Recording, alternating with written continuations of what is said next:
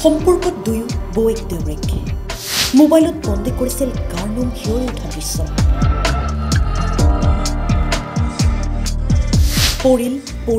পৰিল কিন্তু বাইকৰ পৰা নপৰিল আৰক্ষীৰ জালত খুবেই চৰ্চাত থকা এটা ভিডিঅ' ছ'চিয়েল মিডিয়াত এতিয়া সুলভ এই দৃশ্য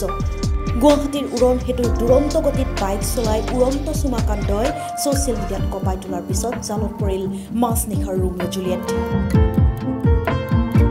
মুখ্যমন্ত্ৰীৰ নিৰ্দেশৰ পিছত তৎপৰ গুৱাহাটী আৰক্ষীয়ে আটক কৰিলে চলন্ত বাইকত বৈকৰ চিহ্ন লৈ থকা ৰোমিঅ' দেউৰেকক আৰক্ষীয়ে আটক কৰিছে তীব্ৰগতিত বাইক চলাই যোৱা চালক বিজয় মুণ্ডাক ছ'চিয়েল মিডিয়াত ভাইৰেল হোৱা এই ভিডিঅ'টোত বিজয় মুণ্ডাৰ বাইকত পিছফালে থিয় হৈ গৈছিল বিজয়ৰ বৌয়েক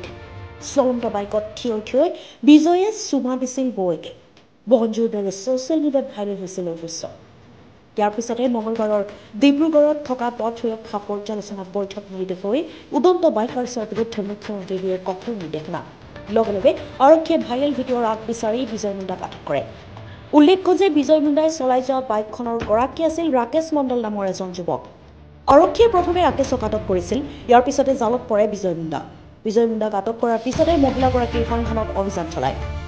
আৰক্ষীৰ অনুসন্ধানত পোহৰলৈ আহে চলন্ত বাইকত চুমা দি থকা মহিলাগৰাকী বিজয় মুণ্ডাৰ বৌয়েক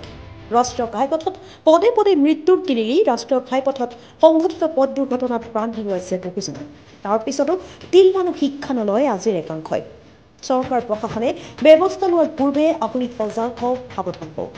বাইক ষ্টাৰ্ট কৰাসকলক জেললৈ নিক্ষেপ কৰাৰ নিৰ্দেশ দিছে মুখ্যমন্ত্ৰীয়ে কিন্তু আপোনাৰো নিজৰ সামান্য